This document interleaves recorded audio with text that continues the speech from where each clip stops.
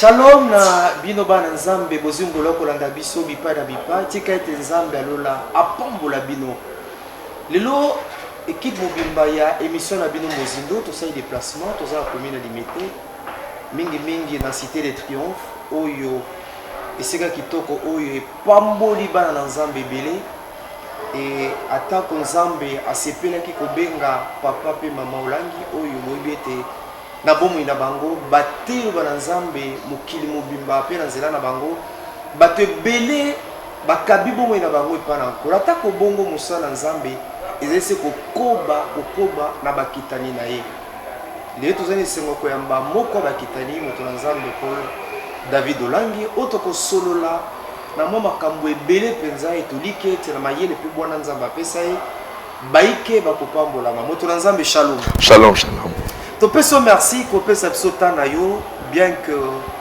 oza hyper occupé mais nalingi avant tokota na bozidwa masolo opambola bana nzambe opesa bango message ya espoir. Shalom bana nyonso ya nzambe ya RDC pe ya mokili mobimba o bandimeli Yesu Masia lokola sauveur et seigneur bopambwama elika ezali Yesu aza na bomoi esili nanu te munga eza koya oyo akase glorifier davantage boyika mpiko bitumba eza makasi ba persécution eza makasi ba épreuve eza makasi mais dans de toutes ces choses Yesu aza molongi bopambwama na komona Yesu. Toujours la semaine Pascal, tu as déjà émission Zali vendredi. Dimanche au monde entier qu'on célébrait lycée quoi na Yesu Christ, lycée quoi et l'obélionin. Non, na une rectifié. Oui, la Pâque est à lycée quoi te. La Pâque est à kufa ya Yesu. Pour kufa ne bikisa biso. Lycée quoi est à conséquence ya lobiko. Oh, Yesu appelle ça qui biso pour animaki ko kufa. Ah, donc c'est la kufa appelle lycée quoi ya Yesu Christ. Voilà. Okay. Ah, voilà. Donc yangwana alors, j'aimerais dire pour tout celui qui est croyant, semaine pascale, au la semaine sainte, c'est la semaine la plus importante ya mondimi nyoso ou animeli Yesu. Pour to nimela Yesu pour akufe la biso pe asekwa pona biso. Ça veut dire quoi exactement? Kufa na Yesu elingi koloba ete ezali punition ya masumu na biso oye andimaki kozwa o musali munene Esaïe amonaka yango 700 ans avant Yesu abotamaka alobaki nini le châtiment qui nous donne la paix est retombé sur lui. C'est-à-dire quoi? Ce qui kufa Yesu ezalaka te lisumu na yo na lisumu na nga elingaki ezwa bolimbisi te tolimbisama po tosekaka bolimbisi te tolimbisama po Yesu andima punition na biso nde liwa yango wana. Yango wana ete ndenge nzambe asepelaki na liwa wana nde troisième jour asekwisiye. Soki liwa ya Yesu ezalaka remède ya lisumu te pe papa andimaka yango te Yesu alingaka bima na nkunda te. Yesu abima na nkunda parce que ezaka le seul sacrifice au endimama na lola. Avant Jésus ba sacrifice ezaki ebele mais endimama ka na lola te. Yangwana lycée ko ezalaka te. Mais tangu le dernier sacrifice onzamba pesa pona lisumu ya bato pona masumu ya bato oyo bengami Yesu Masia Yesu alobi Zamba alobi akosekwa le troisième jour. Yangwana c'est la fête la plus grande ya bana nzambe nyoso. Ngai na komona lola po Yesu akufelanga asekwa pe pona ngai. Un point entré na kobakise loko mon côté pe mkono na ba okukungu na ngai na okenika na vérité wana ya kufa pe lisekwa na biso. Yangwana nde repère ya kondima na biso. Mondimi okobongisa nyoso mais kobongisaka jamais repère ya liwa na lisekwa ya Yesu Masia. Akobongisa jamais repère ya liwa mpe c'est quoi ya nkolo yo salon. Mutu monsieur ezali on avait la pensée les acquis de la croix nini tozui na nzela ne kulusu.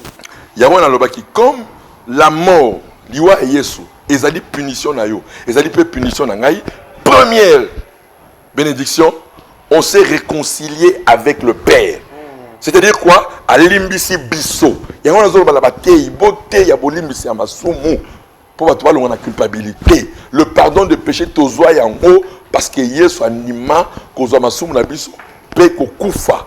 Ok, tozokoba yesu andima kozwa masumu na biso pe ko pe akufi pour masumu na biso po ete biso tozwa bombo ina seko bombo na lubiko ah voilà, ça c'est la première voilà. Première acquis pe acquis ya bunene voilà que comme yesu andima ki kozwa autre bana lingala et tumbu c'est-à-dire la punition ya batomboki yango tozwa bolimbisi ya masumu tozwa bolimbisi ya masumu te po tosenga ka bolimbisi. On va te la confusion. Confesser les péchés, c'est demander pardon. Non. Confesser les péchés, c'est qu'on dit que tout ça va tout ma bé, peut on dit que to limbi sama pour yeso zwa et tumbu ya masumu na biso. Alors, ce qui a zwa qui et tumbu ya masumu na biso, il y a l'isumu d'abord. Peut-être l'isumu na masumu. L'isumu ils a autozoa na nenge héritage ya makila ya Adam. Ya ngonde ba bien le péché singulier. Ya ngonde bota ba masumu pluriel. O mutu nyoso asala na moki. Alors, ce qui est bandel, qui origine, qui dit que l'Icola l'Isumu n'est pas comme la malédiction, l'Icola l'Isumu n'est pas comme la maladie, l'Icola l'Isumu n'est pas comme la malédiction, nous sommes au Yepi, nous avons problème, nous sommes à Moukileza Nango, et ça l'Icola y a l'Isumu y a Adam. Comme tu as Moutouazan Nango Nakata Makila Nae. Alors, ce qui est à travers punition au Azwaki, à travers sacrifice, à travers Mbekanae, s'il a résolu le problème du péché, c'est que Père a résolu le problème, il y a des conséquences, il y a Massoum. Il y a ce qu'on appelle les bénéfices ou les acquis de la croix du calvaire de Golgotha, et ça, le pardon de péché qui a amené à ce que Mouta Zongela. Et Panzambe, en même temps, il y a la guérison divine, au plus de ça qu'on lima, la guérison divine.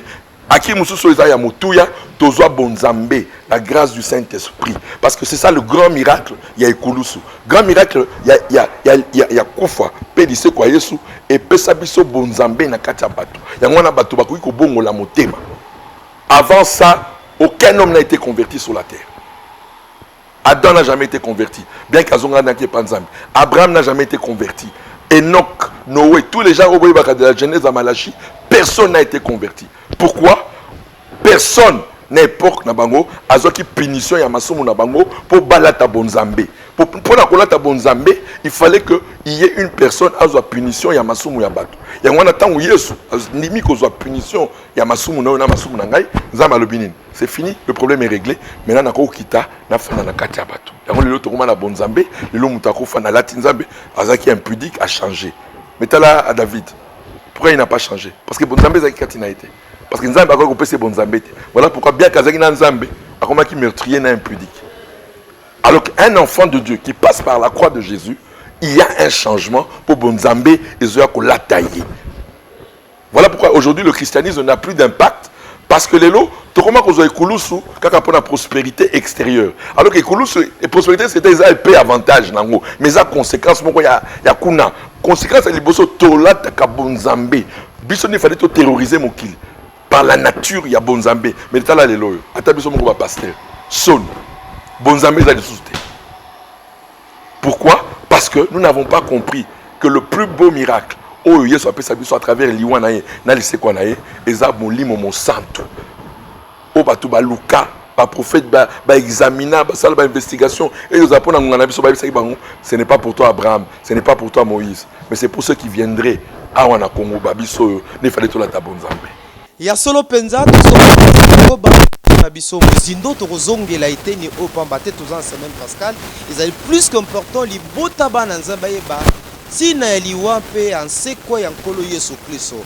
Mais l'actualité oblige le 6 avril ezali monene same kati na mboka na biso komona tata mokonzi ekolo Félix Antoine Tshisekedi Tshilombo auti kotombola kondima ete mokola le 6 avril ya mvula iso eza la journée chômeur peu férié nantina na kokanisa bitumba monene patriarche Simon Kimbangu ayeba kibongo kondima kumema mpona mokili oya yo lokola moto na nzambe moto mayele makaniso ezali boni ozali kondima yango. D'abord je suis dans la joie parce que vous savez quand on peut honorer un grand serviteur de Dieu comme le prophète Papa Simon Kimbangu, je suis heureux, tellement heureux pour... Je l'ai eu par révélation. Il y a, je crois de cela maintenant, il y a 2 ans, d'abord en 2015, le 30 juin 2015, Nazalaki na Togo, na Lomé, à 120 km à Lomé, na Gounyongo, na Mwazamba, Moko Nazo Sambela, en 2015, le 30 juin. Aïe kaka, mon prophète Simon Kimbangu. Ah, Baminga naza olangi. Makambo ça Simon Kimbangu et oti wapi. Babi, honore mon prophète. Honore mon prophète. Ah, naïba qui peut histoire n'a été. À partir de 2015, on a dit que tant à histoire n'a été. C'est le premier patriarche de l'église à Congo. On a tombola na bonzambe. Mutakocha temenango est allié. Et puis on appelle les pamboli à prophète si vous ne reconnaissez pas que le premier prophète de cette nation c'est Papa Simon Kimbangu. Alors, na centenaire naïe, comme Dieu m'avait demandé de l'honorer, na centenaire naïe, je crois que j'étais parmi un des premiers serviteur na Katamboka avant même Koutubana, il y a Papa Kimbangu, il y a l'église de Jésus-Christ par son envoyé, le prophète Papa Simon Kimbangu. J'étais le premier à commencer à commémorer centenaire de Papa Simon Kimbangu.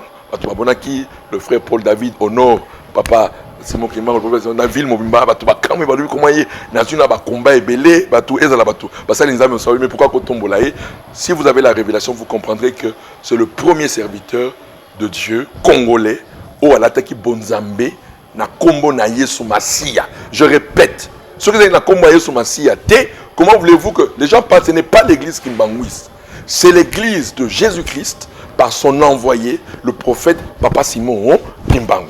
Donc, to militaire qui pour na yango, pour la reconnaissance wana, parce que quand un pays doit entrer dans sa destinée, il faut d'abord reconnaître la destinée spirituelle de sa nation.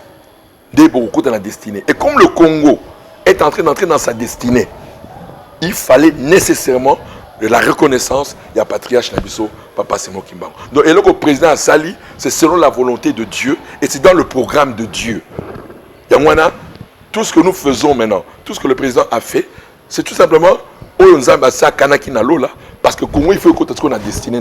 Mais quoi qu'on a destiné sans reconnaître Batoyo, Akufaki pona Yesu Masia na mboka oyo, qu'est-ce qu'il a fait? Aboma mututé.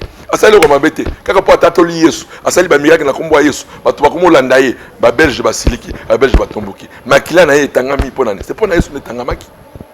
Lui c'est un prophète, il a été tué au nom de Jésus-Christ.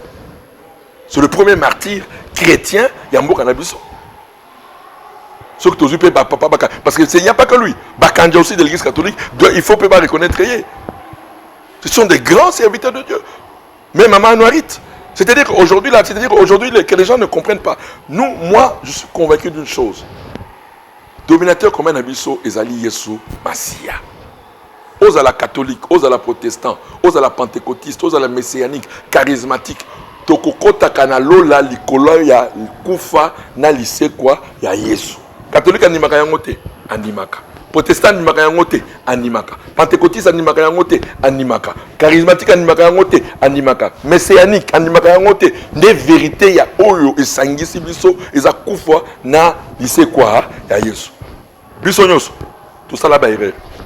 L'église catholique a commis des erreurs. L'église protestante a commis des erreurs. Nous les pentecôtistes charismatiques, tout ça quand on va révéler. C'est à cause de la pentecôtiste charismatique. Donc, pas toujours ça va salir messianique, ça va salir par erreur. Moutoulou ça salir par erreur. C'est qu'au dénominateur commun, au esangi biso, pe sibiso, approbation et ensemble. Les alliés liwa na lise quoi, ya Yesu. Nous serons justifiés et nous sommes justifiés par la mort et la résurrection de Jésus-Christ. Il y a un CPL Mingi, le président a eu d'abord ce courage, malgré tout ce qu'on pourra dire. Je suis en train de dire merci à son excellent monsieur le président de la République pour cette grâce qu'il a donnée à la RDC de donner une journée fériée, une journée à la mémoire de ce grand serviteur de Dieu, le prophète Papa Simon Kimbangu. Alors, notre Nzambe, patriarche Simon Kimbangu, pensez-vous qu'il y a des leçons spirituelles, des leçons morales, nous qui sommes restés, nous qui sommes vivants, par rapport à Tambol, il y a parcours, il y a patriarche Simon Kimbangu? Oui, j'aimerais dire une chose d'abord. Moi, ce que j'aime bien en lui, et ce que j'ai retenu de lui, c'est sa foi et sa confiance. C'est-à-dire quoi? T'as la gloire au hasard depuis une centaine d'années. Abani ministère en 1921. Tu fais qui centenaire en 2021. Donc le autre commune à 102 ans, il y a un ministère naïe. Pourquoi Dieu a laissé ce nom-là? Mais parce qu'il a accepté la persécution, il était à Makali sous les lotés. Pour les communicants, pour comment voyager Paris, pour la comment Mituka, Nazana Mandako, non. Mais lui, dans la persécution, dans la souffrance, il a élevé le nom de Jésus. Il a pris le risque jusqu'au détriment de sa mort, de sa vie. Donc, un des grands éléments caractéristiques d'un envoyé de Dieu, d'un oint, souffrance ou pas souffrance, persécution ou pas persécution, comment on a eu ce kotato lama. Ça, c'est une des premières leçons que nous tirons de la vie de Papa Simon Kimbangu. Malgré la persécution, il a servi Dieu. Malgré tout ce qu'on a dit contre lui, il a servi Dieu. Et il est dans la gloire. Voilà le patriarche de l'église du Congo, il est avec Jésus-Christ, avec tous les saints, les papas, les mamans Olangi, les Moussa Dinyabala, les papas Sikatende, tout le monde, ils sont dans la gloire. Papa Lamoloto, en train d'adorer, tout le monde, ils sont dans la gloire. La sœur Anarit Nangapeta, le frère Bakanja, ils sont dans la gloire. Parce qu'ils ont honoré Jésus. Les gens, Batoubaïbi, Yesouté, ceux qui sont Batoubaïbi, il est amour et il est bonté. Obitango ozoloba ezana maloba moko lobe simbi motema nanga na lingi omeka ko sunga biso pena to sosolo mala obi noter la grandeur d'un homme de Dieu. Lelo na mboka na biso grandeur ya moto na Nzambe zandengo tikoloba awa akenda ka Belgique to bakenda mikili ya poto azana mituka azana mbongo bayemba kaye azana tuluku na batu ndenge zepa na bino awa. Alors, comment mesurer la grandeur d'un homme de Dieu? La grandeur d'un homme de Dieu. Et qu'on y est banandengeni. Je crois que c'était les disciples de Jésus les grands. Qui est grand? Grand serviteur. Alors, celui qui lave les pieds. On reconnaît un serviteur de Dieu, un moins. D'abord, par sa foi et sa confiance à celui qui l'a appelé à le servir. C'est-à-dire qu'en toutes circonstances, il y a beau moïnaïe, souffrance, mikakatano, calomnie, critique, il demeure dans l'appel qu'on lui a donné. Ça, on reconnaît, ça c'est la première caractéristique. De deux, bolingo. Parce que c'est le premier commandement et le seul commandement. Tu aimeras Dieu comme tu aimeras ton prochain. Réellement, si tu es serviteur de Dieu, tu es serviteur des hommes. Pour Yesolbaki, nous sommes les serviteurs des hommes. Alors, ta grandeur, est-ce que tu sers les hommes? Dans Papa Simon Kimbangu, on a vu ça. Quand on le persécutait là, a préféré que tu aies mis bomba pour Atea, bateau bazo landaï. Et parce que nous parlons de Papa Simon Kimbangu qui était la tête de cette armée. Il y a un autre, il y a Philippe Bumba. Mais c'est quelqu'un qui a aussi matérialisé Bonzambe.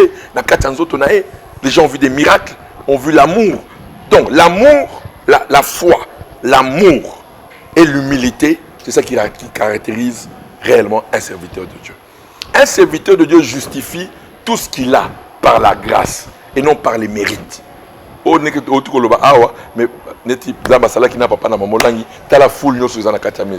et bon, nous on va s'enorgueillir. Pourquoi?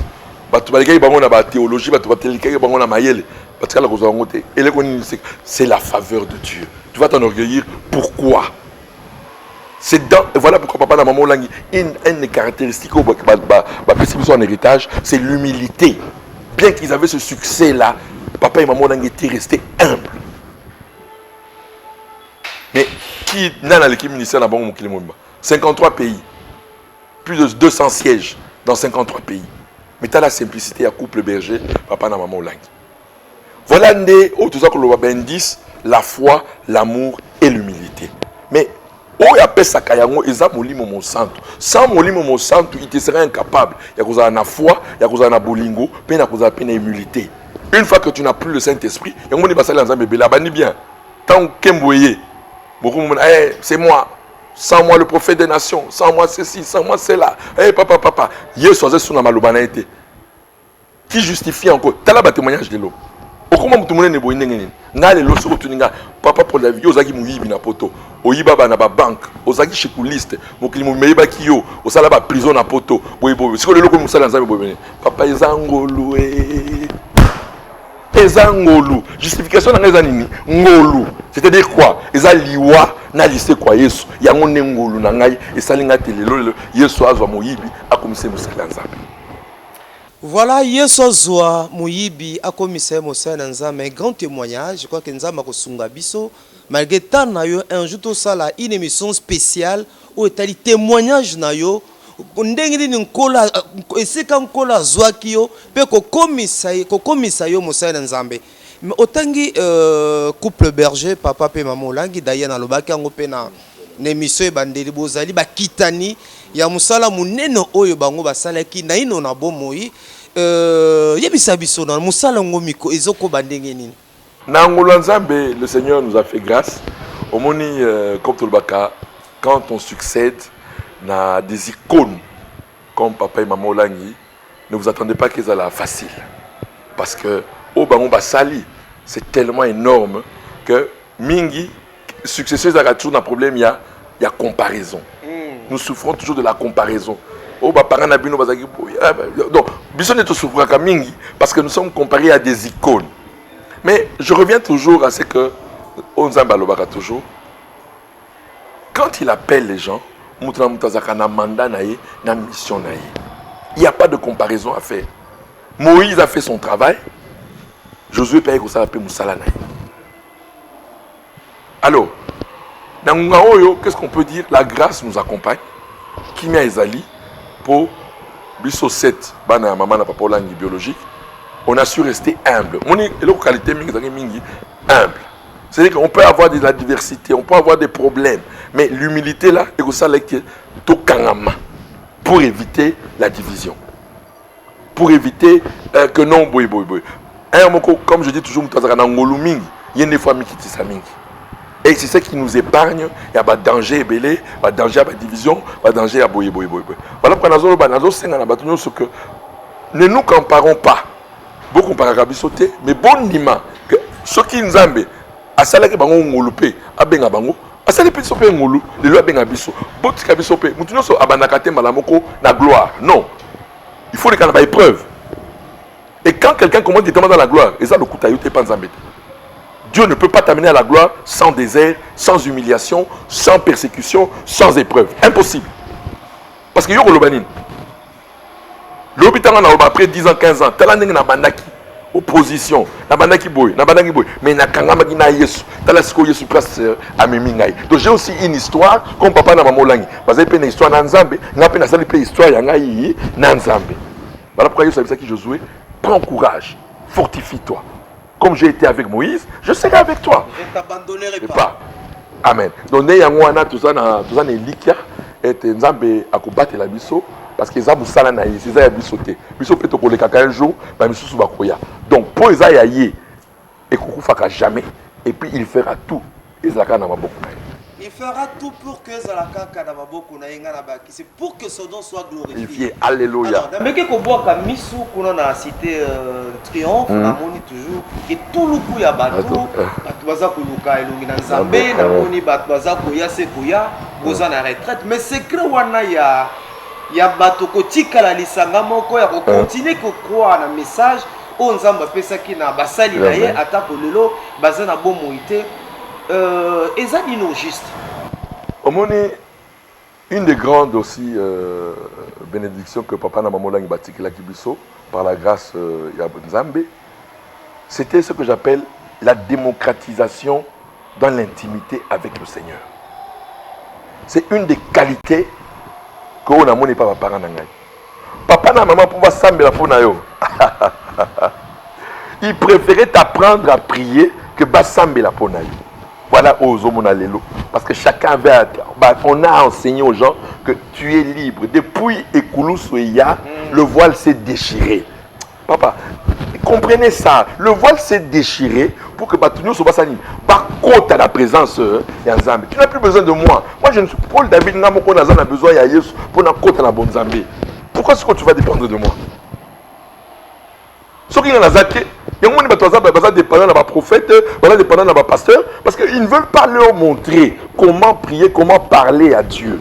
Mais papa na maman au monde ici quel est le secret? Le secret, ils nous ont enseigné bino pe beaucoup le bananza. N'engza lobela kibiso, nzambe pa ko lobela na bino. Allez, le voile est déchiré, le sang a coulé pour que to kota na bonzambe.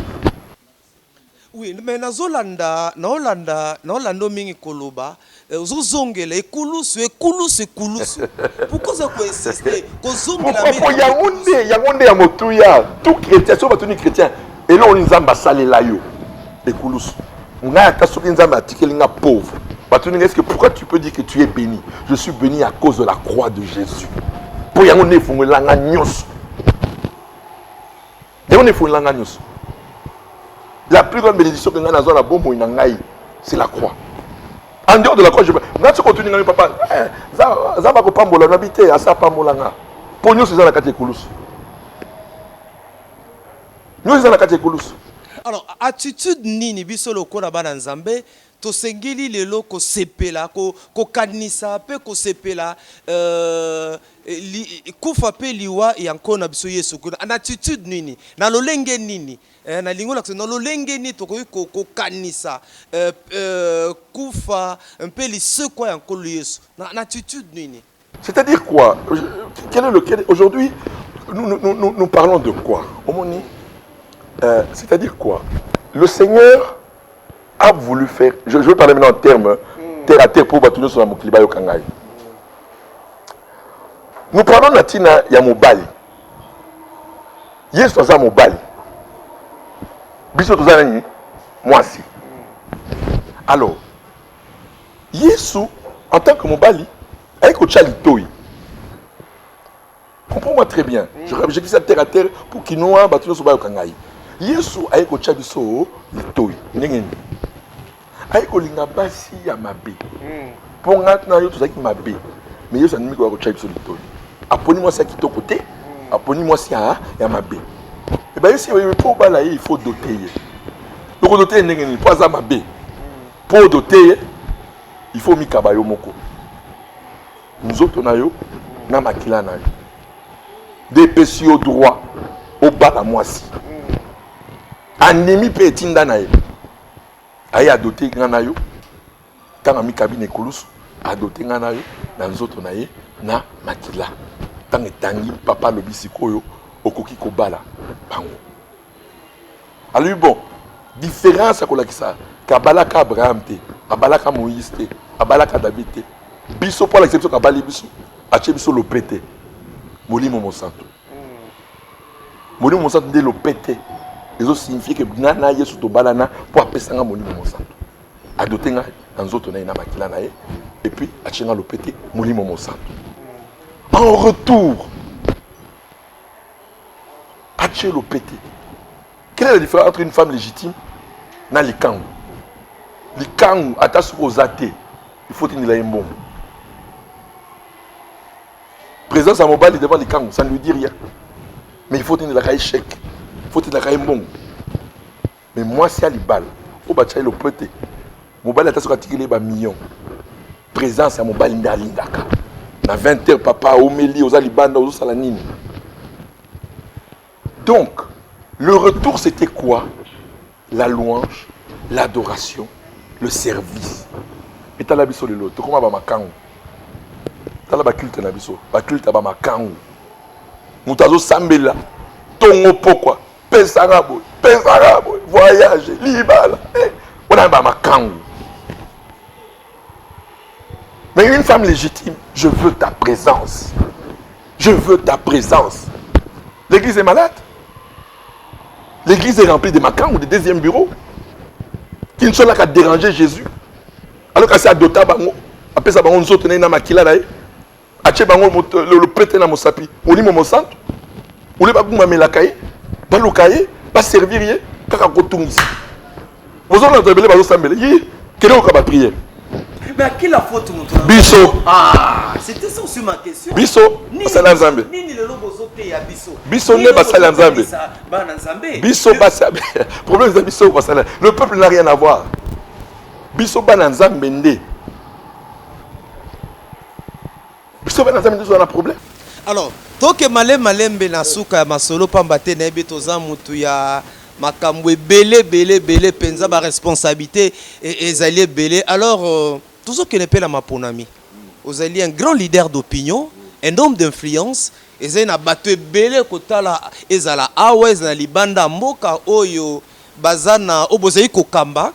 Toli n'opesa la libota na nkolo bana nzambe na momoto ke na mapona attitude na biso essayer kozala ndenge lokola biso lokola bana na nzambe biso omoni. D'abord j'aimerais dire une chose. Problème pe bomi pe mboka na biso eza sacrificature qui n'a pas su révéler quelle est la pensée à Bonzambe pour la tina ekolo na biso. Parce que l'Église n'a pas encore joué son rôle. Une nation entre dans sa destinée quand sa prêtrise a la révélation. Alors, Toyebi, on a lu Ésaïe 18, Ezo le Belatina Biso. Sophonie 3, Ezo le Belatina Biso. Mboka oya Kongo, eza mboka ya elaka. C'est-à-dire que, nangonga oyo, place Nzambe batie motema pour une nouvelle histoire. Ya Nzambe na mokili. C'est la RDC. Amérique, c'est fini. Amérique, c'est fini. Le Congo va succéder à l'Amérique. Mais comment l'Amérique a commencé? On a prophétie, hein? Le Congo va succéder aux États-Unis d'Amérique. Zamba Salongo Amérique depuis 2001. Je vais vous dire une chose. Pour vous montrer que quand c'est World Center le 11 septembre 2001, c'est la condamnation de l'église américaine. Pourquoi? Dans la commande de l'église américaine, la finance, bon, dans la bataille, la terre ni prospérité. Quand on a bien prospérité, dans la commande de allez, c'était le signe de quoi? De la haute finance internationale, le World Trade Center. Alors, je n'ai plus affaire avec l'église américaine. Maintenant, je vais revenir. Je viens maintenant au Congo pour une nouvelle histoire de mon église. Alors, l'église, on va comprendre que le message pentecôtiste charismatique est comme une souka. Maintenant, nous entrons dans un nouveau message où l'église est Kopesa. Et l'Igné Lobanine, c'est l'épouse. Congo a un mandat, il y a un moisi. Vous voyez, c'est aux églises. Alors, aux moisi. Moi, c'est à côté de la 4 églises. Le message à gloire et à Mboka. Qui est une épouse? Une épouse, c'est elle qui aime, qui adore, qui sert son époux sans condition. Parce qu'à Yebi Mobile Naye, à Zanani. Alors, quand maintenant nous, l'église, nous allons comprendre le message, le message qui est synonyme de bénédiction. Non seulement il y a l'église, mais il y a Mboka. C'est alors que Mboka est au côté de la destinée Nango. Le dernier réveil, Pentecôte, Pentecôte, l'acte des apôtres, et Kokita Awana Congo. Pour l'histoire à Sika, ya Mokile Banda. Dieu va commencer une nouvelle histoire du monde. Ce que Dieu n'a pas pu faire avec Israël. Qu'est-ce que Dieu voulait faire avec Israël? Dieu voulait faire avec Israël un état où le royaume des cieux règne sur la terre. Mais ils ont échoué. Parce que le prophète Batinaki, pour Kokisama, Babouakaye, Yesu Massia. Maintenant, Jésus, pour se venger, Jésus a choisi une nation qui sera son royaume sur la terre. Je ne parle pas d'Alola. Qui sera son royaume sur la terre. Et c'est la RDC qui a été choisie pour être le royaume de Dieu sur la terre. Mbokao Bozo Monao, Masumo Ekosila. Nous serons le premier pays au monde où l'issue nous a suscité. Mboka Oyo, Tokoza la première na Nyoso.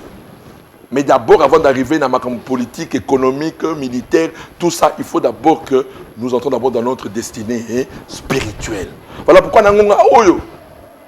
je frappe sur l'église, sur les serviteurs de Dieu. Bissonné tous la responsabilité. Ce n'est pas la politique, ce n'est pas l'économie, ce n'est pas les militaires, mais c'est nous les serviteurs de Dieu. Tant que te comprendre était que le message il faut te véhiculer dans Mikolo pour la destinée de Mboka, ceux qui te côté dans la carte et là on monte au Simba. Et on a cinq la bande qu'on a sacrificateur, aux alibes docteurs, prophètes, enseignants, je ne sais pas qui, évangélistes, ramenez Christ dans le message et vous verrez comment le Congo sera glorifié. Voilà mon message de la fin. Donc na suka ya émission tuna ya suka tomoni pe netro bita ta mokonze kolo andimi to tombola Papa Simon Kimbangu andimi musala munene senge toza mukolo mobimba ya kokanisa bitumba na ye wana tomoni pena ma otangi kombo ya bakanja otangi kombo ya anuarite ya solo bazali bilombe basoda na nkolo kasi tomoni pe yamba mususu na kotanga kombo te bango pe barabi non bango pe senge bapesa bango pe mokolo na bango pesa na mokolo bopemi non biso réveil on est issu de Papa Simon Kimbangu. Qu'est-ce que Papa Simon Kimbangu il a fait quoi? Il a manifesté quoi? Le Saint-Esprit, les charismes par Jésus-Christ. Est-ce que c'est ça qui sont de l'église de réveil? On a déjà un représentant, Papa Simon Kimbangu. Mouto, a lobby qu'il est de l'église de réveil et qu'il a beau et qu'on y m'a Papa Simon Kimbangu. Tu sais que tu n'es pas membre de l'église de réveil. Le premier charismatique dans ce pays, le premier pentecôtiste Otoyebi. Parce que tout ce qu'il a fait, c'est un pentecôtiste. Il a guéri les malades. Il a ressuscité les morts. Il a amené des hommes à la repentance. Il a arrêté le fétichisme. Il n'a pas Yesu. Alors, toi charismatique pentecôtiste, si tu ne te reconnais pas en Papa Simon Kimbangu, en qui tu vas te reconnaître? C'est lui le premier. Boni Makapé, Yene Moutaliboso, Makamabada te belé exalté. Non, lui en tant que, parce que son acte est un acte héroïque. Parce que ça a entraîné, parce que le combat spirituel et entraîné par combat politique. Il y a un moment il est reconnu. Parce que son combat spirituel, lui c'était le combat spirituel. Mais ça a entraîné que politique peut être dans la carte. C'est un homme Kazalaïro. Donc Tata Mokonza a eu décision à Kitoko. Il y a Kitoko. Donc vous l'encouragez. Je l'encourage. Et puis j'étais aussi, nous avons encouragé ça. On a soutenu, je remercie en même temps le coordonnateur, il y a un changement de mentalité, le pasteur Jacques Kangoudia, qui est un des grands artisans, il y a rapprochement, il y a Église de Jésus-Christ par son envoyé, le prophète Papa Simon Kimbangu, ou à rapprocher mon cousin Nabango. Je suis tellement content, ils ont la coordinateur adjoint, le pasteur Jacques Kambala. Donc c'est pour dire quoi? Que quand vous comprenez, quand vous avez la révélation, que on comprend peut-être dans l'eau là, que ce que le président a fait là, et côté ici Congo, la destinée n'a rien. Parce que, écoutez-moi, je vais vous dire une chose, pour que vous compreniez le haut et Salemi Lelo. Nous avons deux grands leaders. Le leader politique, Patrice Emery Lumumba. Et nous avons le plus grand leader spirituel, le prophète Papa Simon Kimbangu. Bango mbali bakufaki wapi? Na Katanga. Bakila na bango itanga na Katanga. Bango mbali. Yoka siko lisolo. Bakangi pour qu'on dise que Lumumba est soumis à Papa Simon Kimbangu. Bakangi Lumumba ta bakangi ba memi wapi? Na banzangu. Place Papa Simon Kimbangu animé la ki Yesu. Est-ce que c'était nécessaire que Lumumba bat les canets dans Banzangou alors que Bazo Tindikaye na Katanga, Bakangi akuna vers le Kassai, kuna Bakangi vers le Bandundu Bakangi, mais Baye comme Meti na Banzangou. Quand Dieu m'a dit voilà, il devait se soumettre au vrai leader, au Afongole la Congo. En réalité, ce n'est pas Lumumba le premier leader pour la libération en Mboka. Parce que c'est d'abord le spirituel et le physique suit après. Donc le premier leader. Et puis, tu as là un intervalle là-bas. 10 ans après Nebakoufi. Papa Simon Kimbangu, en 1951, Lumumba en 61. 10 ans. Alors, donc, c'est pour dire quoi? Que nous devons comprendre une chose. Papa Simon Kimbangu, c'est une référence pour cette nation. Et ce que le président a fait, il a une portée spirituelle, politique, économique, financière et de développement Yambo Canabiso. Parce que Nangonga on a zo ibisayo. Et puis je crains même. C'est-à-dire quoi? Spirituel pourquoi? Tout ce que Dieu avait fait avec Papa Simon Kimbangu, vous allez voir ça maintenant dans beaucoup de serviteurs. Vous en avez x2. Onction, on a Papa Simon Kimbangu, ils ont même x2, x3 dans la génération des Akoya. Parce que Dieu ne pouvait pas bénir l'église d'un niveau à Papa Simon Kimbangu tant qu'on n'avait pas reconnu que c'était le premier prophète de la RDC. Donc la première bénédiction, président, reconnaissance au Sali, déjà depuis 2000, parce qu'il ne faut pas que Tobo Sana. Celui le premier à avoir fait du bien à Papa Simon Kimbangu, c'est le ministre de la Justice, Luzolo, qui en 2011 a annulé la condamnation contre Papa Simon Kimbangu. Il était condamné. La justice, c'était un condamné. C'est le ministre Luzolo qui a soulevé, qui a Longolaki, condamnation à Papa Simon Kimbangu du point de vue de la justice. Et les lois, il y a la reconnaissance. Donc, au moins, il y a une suite logique. Il y a la reconnaissance maintenant officielle que réellement, à cela qui du bien pour Namboka, et ça spirituellement, politiquement, militairement, il a fait du bien. Voilà, merci beaucoup, Motonanzambe. Paul David Olangi, posa pour Solorano, Makambo Bele Kasi, Moussale Lekio Mingi, Metopeso, merci. Pour Pesa Sotana, Yamoko Zanali Lubabo Kabwani. Non, na sepeli ni boko talanga nanda kwa zama pambo l'équipe Mobimba to sepeli mingi komo na bino. Je crois que Moussala oyebi bien na lingaka mingi Moussala za ko sala c'est de réveiller les consciences et je crois que le Seigneur tu as un grand rôle à jouer dans ce pays. Moussala za ko sala wana et le Seigneur te continuera à te bénir davantage parce qu'il t'aime. Nzambe apambola bino apambola bino. Amen. Merci beaucoup na Arnaud Azaleki na Bilini, merci na Réveil, merci na Papi Mafema, merci na Ndeko John Kwamba, merci na bino nyonso bolandi biso mokili mobimba tika ete nkolo apambola bino nde tokutani mbala sima kimia na nkolo na mabota mabino shalom.